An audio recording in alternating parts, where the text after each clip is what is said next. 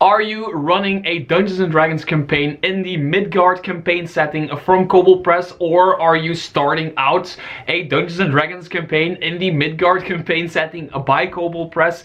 And do you really want to get your hands on some new stuff, some new fresh ideas, all seemingly random stuff to add to your game, to create more spice to your game and to create more depth and more body to your game of Dungeons & Dragons in Midgard? Well, make sure to check out the Warlock Grimoire.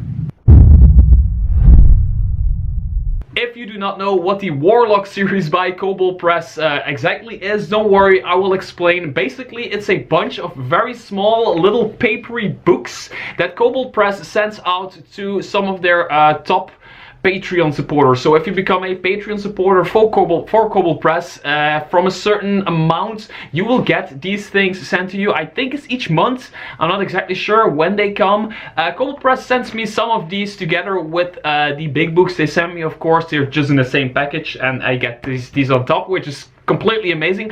I have been reading these. I have a few more of these laying around, and the thing is, these are all loose ideas. Every Warlock booklet has a certain theme to it, and they just talk about that theme in the world of Midgard. Sometimes it's a theme like the undead, or a certain species, or a certain, sometimes it's more a certain city or a certain zone, or adventuring on a certain place inside of Midgard, and they give some tips and some flavor, and everything all kind of feels a little bit random when you get these books on your doorstep, because you don't really know what you're gonna get, which also makes it a very cool. So if you are a Patreon supporter for Kobold Press, you probably know what this is. If you aren't, well, now you know. It's a bunch of little books that are full with great ideas to put in your campaign and have an awesome session of Dungeons & Dragons.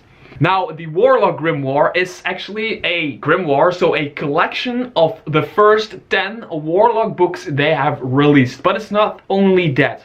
First of all, the first 10 Warlock booklets they have released for their Patreon supporters, they have put together inside one book that kind of has the size and feel of a reading book, like a storybook, a novel, and they put a very cool cover. They slapped a cool, very nice looking cover on it, and they put it out for everybody to read. So if you haven't been a Patreon supporter and you want to catch up on the Warlock stuff, you can get this one, and all of the first 10 are all in here, but they have added on it. They have talked to the community, because that's what Kobold Press does very well. They've talked to the community, they've done a lot of editing, they've done a lot of rethinking stuff, and this, if you put the 10 Warlock books together and you would slap them into a book, the book would be way thinner than this. So there's actually way more in here, but it all expands on the first 10 Warlock booklets. I had to say booklets because they're not really books. It all expands on that, and everything you get from those 10 books is in here, plus a lot more. So I'm going to talk about some of the things that are in here, but the first thing you need to know is that it will feel random. Sometimes we're talking about genies, then we're talking about undead, then we're talking about another type of creature, then we're talking about a city, then we're talking about a zone, then we're talking about a sea or a coastline or whatever.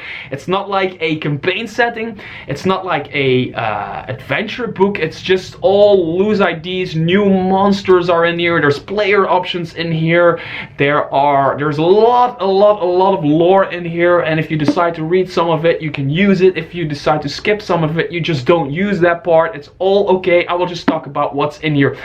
I have one problem with this book though, and I will talk about that in a bit. But before we dig deeper into the Warlock Grimoire, allow me to roll a persuasion check and have you click that subscribe button right there. Yes, I do that way too few on my channel.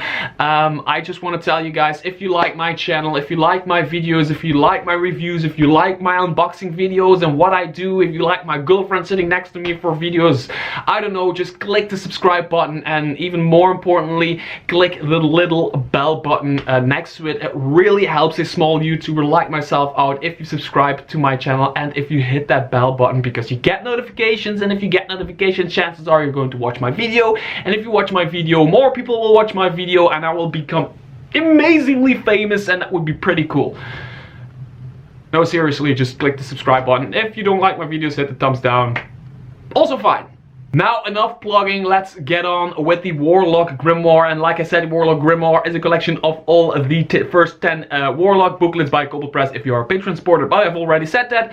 So, what is in the Warlock Grimoire? I first want to tell you what I don't like about it, and that's exactly one thing. There's one thing I do not like about this book, and that is the index. There's something wrong with the index. Yes, I'm just gonna just really quickly explain to you why I think it's wrong and why I think they should have done it better. It should have looked better or whatever, paid more attention. There's a bunch of stuff in the index, and they're all titles. Titles, I mean random stuff. You don't really know what they mean. Spells from the fire, amid the leaves of Yggdrasil, the crimson oubliettes, terrors of the dragon empire, yak demons, necrotic tick, on the hunt, all kinds of titles, and you have no idea. Well, some titles you have an idea of what they mean, and sometimes you really don't have no idea. You really have no idea what they exactly mean, which is all fine. But inside the book they have made I think 3 or 4 parts in the book, where some parts talk about the areas, other talk about more monsters, and other talk about more like player options and backgrounds and stuff. They didn't put those subtitles in here, which means you don't know where some of these stuff starts and where some of these stuff ends. I don't know if I'm making sense, but I have no other way of explaining it. Other than that, this book is completely awesome, and kinda these titles, not knowing what they mean, kinda adds to the randomness of this book, because the thing I really like about this thing is the randomness. By which I mean, if you flip through this book, you will encounter all kinds of stuff, all kinds of, I don't know, there's a part in here, you open it and it's about dwarves, certain dwarves in a certain area of Midgard. You flip through the book more and then you come across, I don't know, you come across into the Dragon Empire. There's like a Dragon Empire somewhere in Midgard. So it skips from one thing to the next, and you get like inside these little, well, you're actually reading a part of a Warlock booklet, and they are all about one thing, and they have a lot of lore going on with them, which is completely cool. But I will talk about a few of these things that that really pop out to me and I think are really cool, and I will implement in my own games at home. One thing that really stood out for me is the City of Brass, but I have to confess I already knew about this because I already have the Warlock booklet that belongs to it. So that booklet, it's this thing right here. So the City of Brass really popped out to me. I never viewed genies as like a species, or like a species with their own influences and their own cities and their own merchants and politicians and intrigues and everything. I always saw genies as just a simple monster that comes from a lamp, and if you're lucky it can grant you 1, 2, 3 wishes, something like that. I've never looked deeper into them, and I saw the City of Brass, which is a city by genies. There's genies living in the city, and they have a king, they have servants, they have lower genies, higher genies, kind of like giants, where a lot of people, I've talked about this in an earlier video, how to play giants. I will put it here somewhere. Where most people look upon giants as a monster from the Monsters Manual, but I like to look upon giants as a race, as they are people. They just happen to be bigger than common folk, but they are a people. And genies from now on also are a people, which is pretty cool. The City of Brass, I will not spoil exactly what it's about. The City of Brass, titled Bazaar of Inevitable Wonders is the title of this part of the City of Brass. It's actually a place where your players can go to. It is a bazaar, like there's a lot of crazy stuff for sale, and there's a lot of weird magical stuff going on. And there's of course good genies, and there's of course evil genies. I mean, if you've watched Aladdin, you know that there's good genies and evil genies, but they all have their own reasons, and there's a lot of lore in here to play genies and to role play genies, and every time I play a genie as a dungeon master, a genie pops out from a lamp, and I always go, "Hey, I can grant you 3 wishes," and I start rhyming and putting all of kind of crazy stuff in there.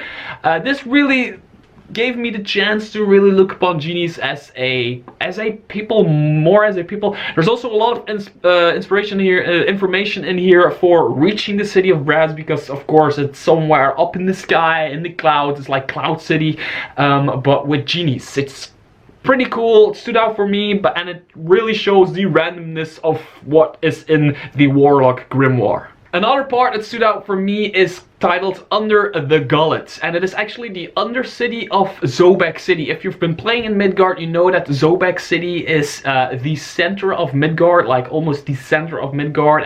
All merchants, everything goes through Sobek almost, and then goes back out of Sobek. It's like the central city of the Midgard campaign setting. And a lot of the books of the Midgard, for example, the Midgard World Book, I think even the player book from Midgard, all of the Midgard books, they talk about the city having kind of an undercity sewer system, because there is this race called Red Folk, and you can play a Red Folk. It's in the Midgard Heroes Handbook, and it tells you, if you want to play it, it tells you probably come from the undercity of Sobek, and there is this little piece about it, about what it is and how and everything.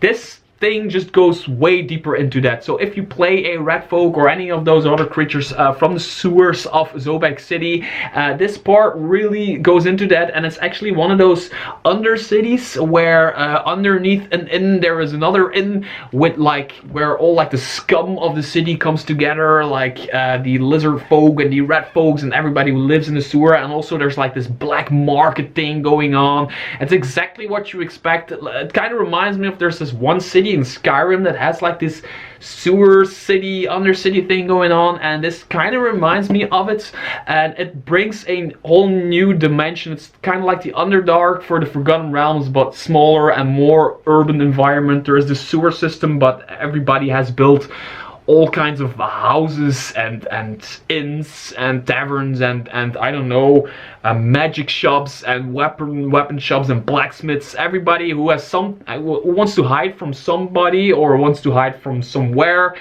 goes to the Undercity of Sobek City, and there is this part in this Warlock Grimoire that really expands on it, and you can read it as a dungeon master, but if you're a player that comes from this zone, it's really interesting for you as a player to read it as well. So those were 2 examples of the lore and storytelling part of the Warlock Grimoire, which is exactly 100 pages thick, and this is all lore with very few stat blocks and very few extra stuff. There's just places and lore and names and everything for your players to explore, which is pretty cool. Then they've made a section that's called Adventure and Dungeoneering, where they've added, I think, 4 or 5 adventures, which are all short adventures set in Midgard, also all around the place. There is this one adventure where a few mages have made a garden, but one of the mages had the idea to crossbreed a lot of the exotic plants, and they ended up with very dangerous living plants, and now they're creating an army with those plants, and it's up to the adventurers to go in there and murder all the plants and the mages, of course. All kinds of crazy adventures. This is, by the way, what I meant in the beginning of the video. There is this new section with the adventures called Adventure and Dungeoneering, but this subtitle is not in the index. So looking for these adventures when you want to play them, you really already need to know the title up front, or you're just skipping through this book looking for the right adventure to play. So that's a small thing, inconvenience in this thing, but then again, it adds to the randomness of the Warlock Grimoire. Then comes an entire section about the monsters of Midgard, and all of the monsters in here are all monsters that I have not yet seen in any other books by Kobold Press, so not in the Creature Codex, not in the Tome of Beasts, not in the Tales from the Margrave, not in the Tales of Midgard, Midgard Tales, Scourge of the Shadowvale, Midgard Sagas, all those books by Kobold Press for Midgard. I haven't seen these creatures in them, so these are all separate creatures they created for the Patreon supporters to use in their games because they really want people to dig deep into the Midgard campaign setting. One of the creatures is a tick, like one of those animals, necrotic tick they call it. It's one of those animals, a tick, if you don't know what a tick is, it's one of those little black spidery animals that attaches to your skin and then becomes thicker, and then you can pull it out, and if you're lucky it won't make you sick, and if you're unlucky it will make you sick, which is a pain in the ass. But the necrotic tick is even worse because it actually starts eating your flesh and it starts turning you, like it does like this blood drain ability where you get necrotic damage and all that stuff, and it's a necrotic tick and it can explode, and it is like a really evil version, undead evil version of the tick we know and love today. Another creature I really love and hate, and I will use in my campaigns very shortly, is called the Vangsloth. The Vangsloth is a creepy looking creature, kinda humanoid, and well, at least the bottom half is humanoid and the upper half is all tentacles with human mouths in it. And the reason I like it this much is because there is a very cool thing going on with this, a very cool ability where people who need to concentrate on spells, they have a hard time with it. Every time you cast a spell against a Vangsloth, you need to roll a check, and if you fail on that check, you just can't concentrate enough to actually cast the spell. You won't lose the spell slot, but you also don't cast the spell and you lost your turn, and that is because this creature makes a lot of funny noises, like trumpet noises, and out of every mouth comes a different noise, and it's really hard to concentrate as a spellcaster, which it's a cool little mechanic, extra mechanic I've never really heard about or never really read about in the past, so I will use this one against my players pretty soon because I have a party with like one melee dude and the rest are all spellcasters, which can become really funny. Another very cool monster with a very cool mechanic is the Hunted Stone Giant. It is basically the same as a Stone Giant, with the difference that this one has 3 spirits that encircle the giant, that are protecting the giant in some way, and the giant is hunted, but the giant gets 3 new abilities, well, passive abilities, like Reckless, See Invisibility, and Steadfast. Steadfast meaning that it is immune to being charmed and frightened and all that jazz. So it has 3 new abilities, the Hunted Stone Giants, but every time the players kill off one of these spirits protecting the Stone Giant, the Stone Giant loses one of these abilities at random, which is a pretty cool mechanic. Never heard about it, never seen it, never read about it anywhere else except for the Warlock Grimoire. So I think these kinds of small things really set Midgard and Kobold Press and everything they do apart from all the rest of all campaign settings I've ever read. Again, I'm not showing everything that's in the book. I'm not nearly showing everything that is in the book because, well, it is such a vast collection of random stuff that it's just impossible to do, and I just want to talk about the stuff that pops out. There is a section about NPCs, an entire section with interesting NPCs you can use against or with your players. Like, there is this big group of very strong women. There is a group of war mages that are mounted mages, so mages that go to war mounted and specialize in mounted combat as a mage. There is NPCs that belong to some kinds of thieves guild, a lot of information about a thieves guild. you can use all of that in your Midgard campaign, but I wanted to talk about a spell. There is an entire section about magic in Midgard, how it works, some new spells, some new ways of casting magic, new schools for casting magic in Midgard. But there is like one spell. I know there is an entire book here, and I see this one spell, and I think it's pretty awesome. I just want to share it with you, and it's called Candle's Insight. It's not like a strong spell or anything. It's not like the new fireball. It's just a very thematically, it's a very cool spell, and I think when you talk about Kobold Press and talk about Midgard and everything, you are also talking about thematically flavored stuff. They do a good job creating more to a spell than just a piece of text, if you catch my drift. Anyway, Candle's Insight is cast on a target, and as the component candle is lit. So you have a candle, you put it on a table, and you lit it.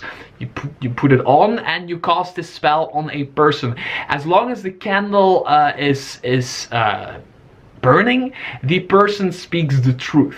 From the moment the person lies, or like a small lie, the candle starts, well, not really a lie. If it doesn't really tell the truth, the candle starts flickering and doing all crazy stuff. If the flame is just consistent and everything, the person is telling the truth. At least it is when the person believes he's telling the truth.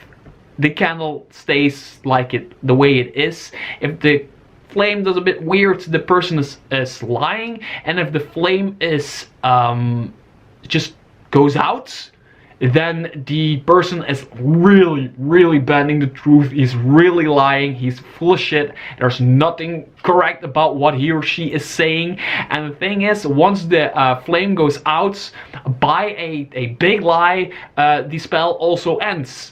So you can really set an atmosphere with this one. I can see you in a room, in a dark room, where there's this one person being questioned in this room, sitting on a chair, and there's this one table with one candle. You cast the spell, the candle goes on, and then you ask like one very important question, and you know if the person is lying, not telling the exact truth, or telling the truth. There's a lot of spells that handle zone of truth and stuff like that. But I just think thematically this one is very strong, and it would be so cool it's just a first level divination spell, and would be so cool to put in your spell book as a divination wizard. And I like divination wizards. I play a divination wizard myself, and I really like those spells that don't really do anything in combat and are all like flavor spells, and they just pop up on the right moments. Those kind of wizards, I really like to play those kinds of wizards. So I'm really in love with Candle's Insight. So a certain Steve Winter, thanks for writing this spell. Oh, there's also a spell called Sand Ship, which you cast on a ship, and then the ship is able to sail on sand. The ship still needs a crew to sail. It sails exactly like on water, same speed, everything, but it can just sail through a desert of loose sand. And if you know Midgard, you know there's a place in Midgard where boats actually sail on sand, so it really all ties in with each other, which is really cool. Very cool spell. If you have it as a wizard, and suddenly you're like, hey, it's no problem, we can go on. I'll just cast a spell. You just cast a spell, and your boat will suddenly go on sand, and everybody's like, what?